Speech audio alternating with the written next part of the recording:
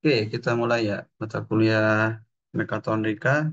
Jadi ini mata kuliah terkait dengan keberlanjutan ya, terkait dengan sistem kendali sama mekatronika gitu. Oke, jadi karena ini kuliah yang pertama, jadi langkah baiknya gitu ya. Jadi langkah baiknya coba saya floorkan gitu ya, atau coba saya sampaikan gitu ya beberapa capaian pembelajaran di mata kuliah ini gitu. Eh, Ada 3 CPMK. Yang pertama itu kalian diharapkan untuk mampu menerapkan prinsip dasar Mekatro di bidang teknik mesin. Dan yang berikutnya adalah mampu menganalisis dan merumuskan. Dan yang terakhir yaitu cenderung ke kemampuan praktisnya, yaitu kalian mampu membuat, merancang, merekayasa sistem mekatronika. Jadi itu tiga tujuan pembelajaran yang akan dititipkan pada mata kuliah mekatronika ini gitu. Sedangkan kalau yang di bawahnya sub CPMK atau nanti ini bisa kita breakdown ke dalam bentuk bahan-bahan ajar dari pertemuan pertama sampai pertemuan ke 16 nanti gitu ya. Nah, kira-kira kalau minggu ke-7, sorry, 1 sampai 7 kalian akan dikuatkan dari konsep-konsep dasarnya seperti elektronika analog, digital, sensor, aktuator gitu ya. Sedangkan kalau di minggu 9 sampai 12 cenderung ke PLC dan Arduino gitu ya. Jadi ke ke kontrol unitnya gitu ya. Seperti apa kita mengontrol satu sistem terintegrasi dengan bahasa logik algoritma PLC maupun di Arduino nanti gitu ya. Dan yang terakhir itu adalah kalian akan ada semacam proyek mekatronika, tujuannya adalah untuk menjawab CPMK yang ketiga yaitu KK itu, yaitu mampu membuat dan mendemonstrasikan sistem kontrol otomatis sederhana untuk sebuah mesin gitu ya. Jadi itu. Jadi kalau aspek aspek P1 sama P3 itu ke pemahaman kalian, sedangkan kalau yang CPMK yang KK itu keterampilan khusus yang akan kita bekalkan ke kalian gitu ya. Nah, buku yang kita pakai sebagai rujukan adalah judulnya Introduction to Mechatronics and Measurement Systems gitu ya. Di buku ini kan coba download ya. Kita pakai edisi yang keempat ya. Covernya warnanya hijau gitu ya. Ini buku rujukan yang akan kita pakai bersama ya selama pelajaran mekatronika ini. Nah, untuk penilaian gitu ya. Saya bagi ke 4 poin penilaian dan otomatis saya kebanyakan porsi tugasnya, tugas 1 sampai 7 gitu ya. Bertanggung jawab terhadap 35% dari nilai kalian, UTS UAS masing-masing 15, sedangkan yang terakhir project mekatronika 35% gitu ya. Harapannya proporsinya adalah dengan proporsi ini adalah harapannya kalian mampu menjawab semua CPMK 3 di atas itu gitu ya. Sedangkan aturan perkuliahan saya terapkan gitu ya di mata kuliah mekatronika. Yang pertama, keterlambatan maksimal 20 menit. Dilarang titip absen. Jika ada keperluan sakit dan sebagainya harap menghubungi gitu ya. Yang terakhir, untuk urusan kehadiran kalian saya batasi maksimal 3 kali. Lebih dari itu nilainya saya nggak bisa bantu gitu. Dan yang terakhir adalah, sorry, wajib mengerjakan tugas 1 sampai 7 dan kaitan dengan UTS UAS harap konfirmasi jika tidak bisa mengikuti gitu. Nah, terkait dengan proyek mekatronika tuh ya. Ini saya vlogkan di awal perkuliahan karena biar kalian bisa mencuri start gitu ya. Yang pertama, tugas ini dikerjakan secara kelompok dengan anggota maksimal 4 orang. Dipresentasikan di akhir semester saat UAS atau setelah UAS. Setiap kelompok membuat sebuah aplikasi mekatronika sederhana yang terdiri dari, jadi ada konsep sensornya, terus pengisian sinyalnya, aktuator, mikrokontroler maupun display LCD-nya gitu ya. Dan format laporannya mengikuti format laporan seperti biasanya ya, karya ilmiah gitu. Dan proyek mekatronika itu dapat dikerjakan dengan sirkuit simulator, Valstad, dan trainer kit Arduino ya, yang sudah kami sediakan trainer kit Arduino-nya. Silakan nanti diatur kalian ya, bagaimana mekanisme pergantian pemakaiannya. Gitu. Oke, sedangkan ini terkaitan dengan penilaian proyeknya gitu ya. Silakan baca sendiri aja gitu ya. Tapi intinya adalah semua aspek akan saya nilai gitu ya. Dan masing-masing ini punya kontribusinya di nilainya kalian. Nah, oke. Karena pertemuan pertama, saya coba masuk ke perkuliahan pertama dulu, yaitu terkait dengan pengantar mekatronika. Gitu. Di bab 1. Nah, 1.1 berkaitan dengan mechatronics. Sebelum kita melangkah lebih jauh, langkah baiknya kita paham dulu gitu ya, apa sebenarnya mekatronika. Secara definisi, mekatronika sebenarnya adalah interseksi atau gabungan atau sinergi dari teknik mesin, elektronika, informatika, dan teknik kontrol pengaturan ya. Tujuannya untuk apa? Untuk merancang, membuat, mengoperasikan, dan manage sistem mencapai tujuan diinginkan. Jadi, ini merupakan mata kuliah yang interseksi ya antara teknik mesin, elektronika dan informatika serta teknik kendali ya, sistem kontrol gitu. Nah, yang familiar di dekat sama kita ya, yang teknik mesin biasanya kita dapati itu mesin CNC, komputer numerical control. Ya. Artinya apa? Kalau kita pengen membuat objek, ya, misalnya kita pengen desain membuat roda gigi gitu ya, atau apapun ya, bisa dikerjakan CNC, tapi kita cukup memberikan namanya G-code. Dari G-code itu ada semacam mekanisme sensornya, aktuatornya yang sangat kompleks dalamnya sehingga kita itu sebagai user itu tidak perlu repot-repot mengoperasikan mesin tersebut ya, secara manual. Kenapa? Sudah diatur secara kontrol dan numerik. Iya. Nah, mesin CNC menggabungkan mekatronika untuk mengendalikan pergerakan alat potong dengan presisi yang tinggi gitu ya. Ini coba saya play dulu ya.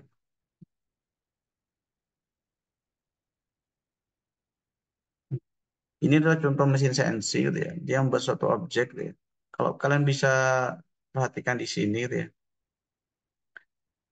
Baik alat potongnya maupun dari meja dudukannya, dia sama-sama terkontrol, tergerak berdasarkan G-code yang kita umpankan. Gitu.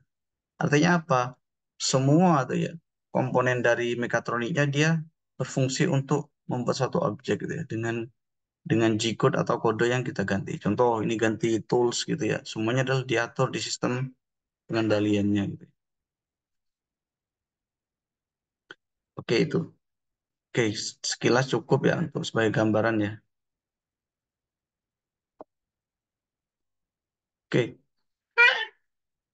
adapun komponen dari sistem mekatronik gitu ya. Secara umum itu ada satu aktuator, ada sensor, ada input sinyal kondisional ya karena untuk input pengondisian sinyalnya, terus ada digital control arsitekturnya gitu ya, yang meliputi algoritmanya ya, algoritma untuk mengatur keseluruhan gitu ya secara padu gitu ya. Sedangkan berikutnya ada output sinyalnya sampai ke aktuator. Jadi kira-kira kita mulai dari sensor gitu ya. Sensor itu bentuknya analog gitu ya. Terus kita proses di sini namanya input sinyal conditioning gitu ya. Bisa diamplifikasi, diperkuat, difilter gitu ya. Sama diubah ke dalam bentuk digital. Karena apa? Karena sensor, contoh temperatur, itu kan ngedeteknya analog gitu ya. Diubah ke digital, diproses di dalam suatu komputer gitu ya, atau alat device khusus ya, di mana di dalamnya sudah ada algoritma gitu ya. Di dalamnya sudah ada algoritma di sini nih. Berikutnya, Dari algoritma ini ada namanya output sinyal conditioning deh. Artinya apa? Bisa diamplifikasi, bila bisa bisa bentuknya pulse wave PWM gitu ya. Artinya apa? D to A, digital to analog atau digital to digital gitu. Kalau digital to digital ditampilkan di sini berapa pembacanya di LCD. Nah, karena sudah dibaca dari digital diubah ke analog, maka digerakkan oleh motor gitu ya. Nah, kira-kira itu. Jadi kalau kita bayangkan itu ya, komponen dari sistem mekatronik itu kurang lebih ada berapa, Pak? Ada aktuator satu, ada sensor jelas dua gitu ya. Itu komponen mekatronik. Pengkondisian sinyal gitu ya. Di input maupun output kurang lebih sama gitu ya. Saya anggap ini satu kesatuan gitu. Satu, sorry tiga gitu. Ini juga tiga. Terus ada otaknya tuh ya. Kontrol unitnya itu saya bentuk empat ya. Yang terakhir adalah ada displaynya ya. LCD ya. Atau apapun ya. Komputer atau apapun gitu ya. Sebagai device untuk kita mengetahui keluarannya seperti apa gitu. Nah, ini lima ya. Nah, eh, saya hapus dulu.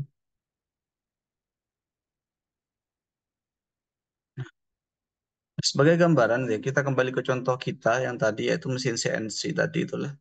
Dalam konteks mesin CNC itu, aktuatornya atau yang emang aktuator itu kan gampangnya mengubah dari sinyal analog diubah ke sorry dari diskrit diubah ke analog gitu ya, sebagai eksekusi gitu ya. Dalam hal ini ada tool holder, yaitu toolsnya untuk ganti gitu ya. Biasanya kan geser ganti tools jenis satu, tools jenis dua dan seterusnya selama proses CNC-nya berlangsung. Ada spindle-nya untuk ngatur spindle speed-nya gitu ya. Terus ada walk table artinya apa? Kan biasanya CNC itu ada yang gerakannya X. Iya, San.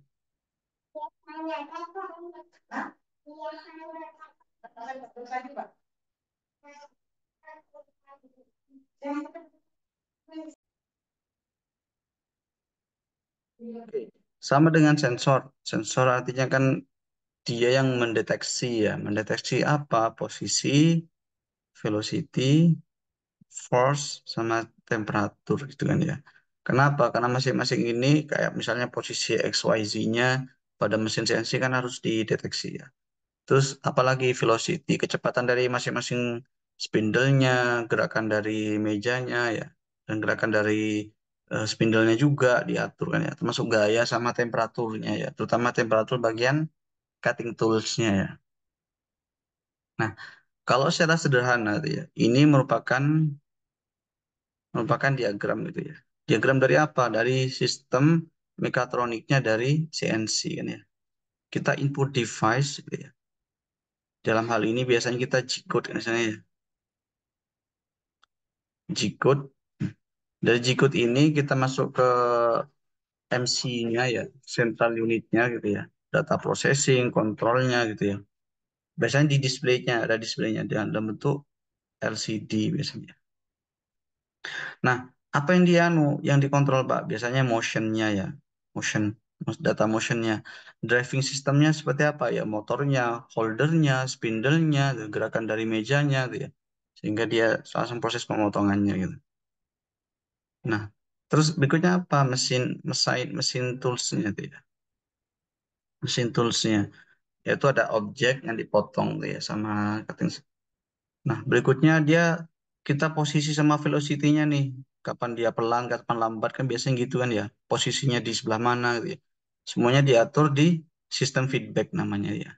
Dari mana taunya feedbacknya ya? Dari sensor. Biasanya sensor mainnya di sini. Jadi ya mengadjust gitu ya, atau mengatur gitu ya. Dari sistem feedbacknya dalam hal ini posisi sama velocity. Kembali ke sini. Terus terjadi looping gini ya. Ya. Loopingnya sistem looping sampai dia selesai objeknya dikerjakan. Nah, terus kalau secara konklusi, kalian baca di sini tuh ya. Komponen mekatronika pada esensi itu bekerja sama untuk mencapai kontrol yang tepat pada operasi permesinan. Jadi sistem mekatronika digunakan supaya apa? Dari semua komponen bagian gitu ya, baik ya bagian yang mekanik maupun bagian yang elektronik itu bekerja padu sehingga menghasilkan proses operasi mesin yang presisi gitu ya. Apa yang diatur biasanya, Pak? Yang diatur biasanya pertama torsi pemotongan, gitu. Seberapa porsi mempertahankan gaya aksial gitu ya. Gaya aksial selama memotong gitu ya. Atau memastikan kestabilan dinamis. Sehingga apa? Yaitu akurat dan efisien gitu ya. Akurat hasilnya dan efisien. Nah, berikutnya adalah terkait dengan measurement system gitu ya. Elemen pada measurement system secara umum biasanya ada tiga gitu. Ada transducer, proses sinyal, sama recorder gitu ya. Secara gampangnya ini adalah sebagai yang merasakan sensornya, pengolahan sinyalnya, yang ini recordernya. Recordernya adalah LCD-nya gitu ya dalam hal ini, ya. Nah, sebagai gambaran di sini kita contoh bagaimana digital thermometer pada cutting tool CNC gitu ya. Jadi pada cutting tool CNC itu ada semacam transducer yang untuk tahu berapa temperaturnya dia. Supaya apa? Supaya dia itu keluar nih fluida pendinginnya ya. Jadi kita tahu temperatur berapa. Nah, di sini kita punya termokapel biasanya secara umum. Termokapel itu adalah sebagai kontak fisis gitu ya, untuk tahu berapa nilai temperaturnya dia. Oleh transducer, nilai fisisnya dari temperatur ini diubah ke dalam bentuk voltase ya, tegangan di sini. Dari tegangan gini, dari tegangan masuk ke pengolahan sinyal prosesor, diperkuat, diamplifikasi sinyalnya gitu ya.